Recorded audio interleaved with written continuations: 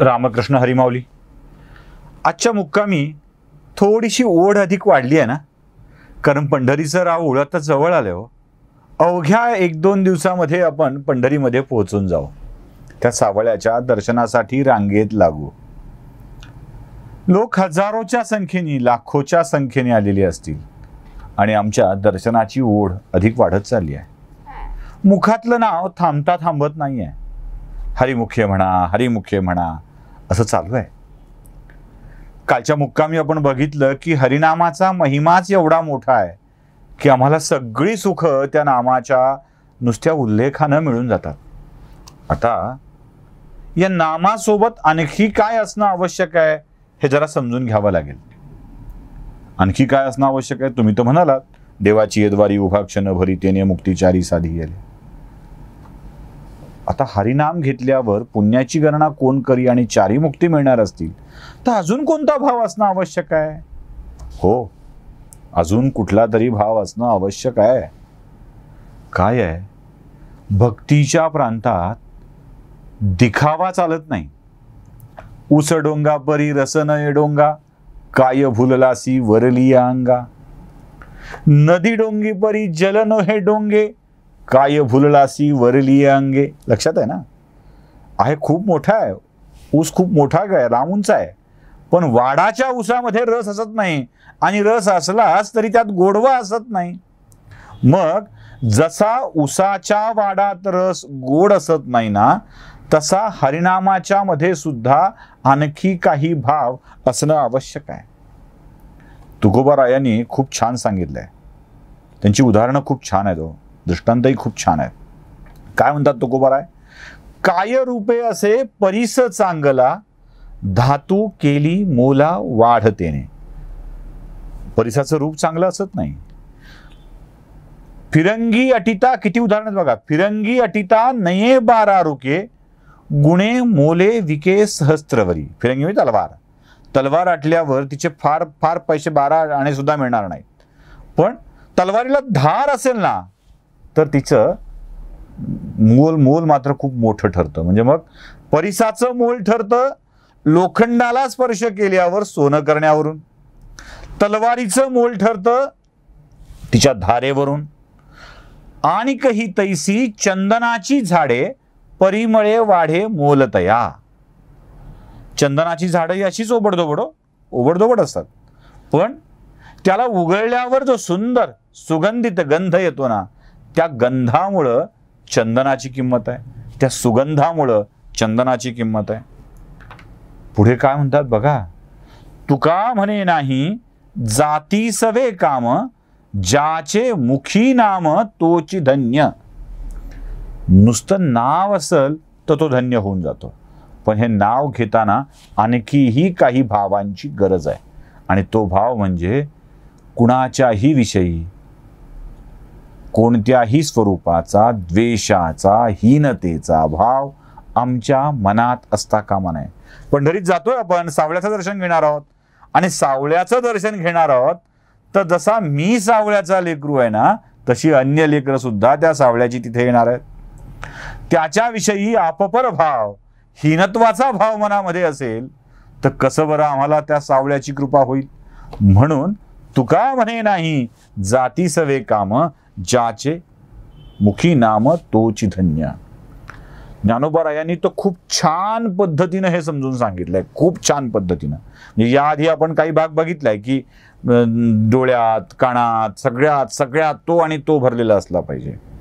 त्यातही ज्ञानोबाराय काही उदाहरणं देतात आणि म्हणतात काय. राजाज्ञेची अक्षरे अथी, ते एका चामासाठी जोडीती सकळा ही वस्तू. चामड्याची किंमत 0 असते, फार नसते काही चामड्याची किंमत, पण त्याच चामड्यावर राजाज्ञेची अक्षरं उमटली की ते राजाज्ञेचं पत्र होऊन जातं आणि त्याचं मूल्य वाढून जातो. चामडा काय आहे हे बघायचं नसतं. ते घाण आहे, त्या जनावराच्या मेलेला चामडा हे बघत नाहीत कोणी. त्यावर राजाज्ञेची अक्षरं असतात आणि ती राजाज्ञेची अक्षरं त्यावर पडतात, म्हणून त्याज्य असणारं चामडं सुद्धा जपून सन्मानानं न्यावं लागतं. हे चामड्याचं महत्व नाही, चामड्यावर पडलेल्या राजाज्ञेच्या अक्षरांचं महत्व आहे. तसा देहाचं महत्व नाही आहे, देहाच्या मध्ये असलेल्या भक्तीचं अधिक महत्व आहे, खूप महत्व आहे. ज्ञानोबा राय सांगतात, ते पापयोनीही हो तुका, ते श्रुतादित नव तुका, परिमासी तुंकिता तुंका तुटी नाही.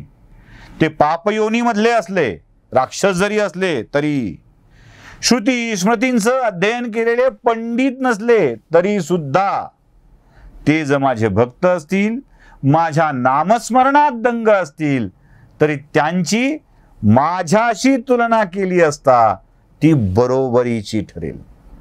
बघा हो, काय काय विलक्षण सामर्थ्य आहे शुद्ध हेतूने केलेल्या नामस्मरणाचं.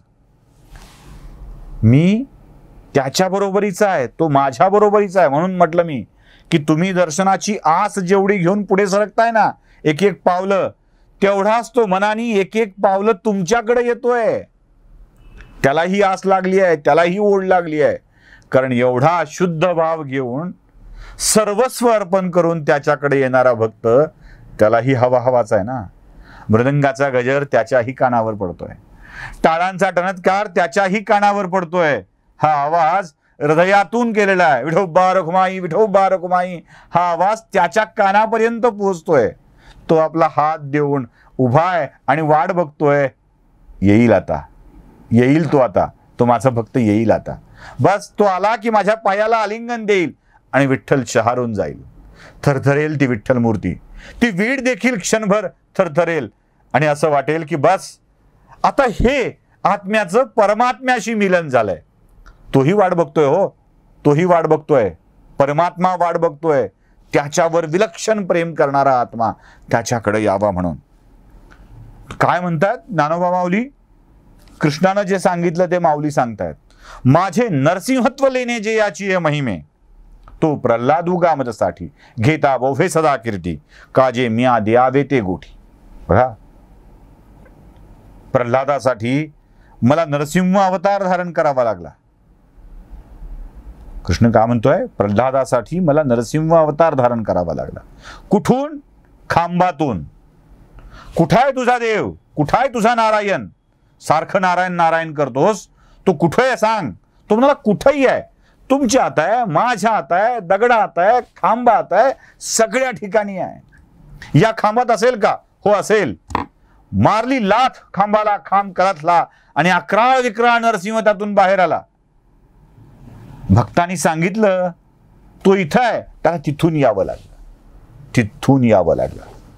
माझे नरसिंहत्व लेणे जे याची महिमे.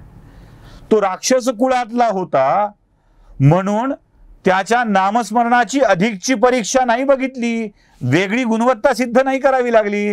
राक्षस कुळातल्या प्रल्हादानं नारायणाला तू खांबातून ये असं सांगितलं आणि नारायण नरसिंह रूप धारण करून खांबातून आला. ही शक्ती आहे, ही ताकद आहे भक्तीची. म्हणून ज्ञानोबा राय सांगतात, ऐसा आघवाची परिपांडवा, जी ही आपुलिया सर्व भावा, जी आवे आला घे ओलावा मीची केला.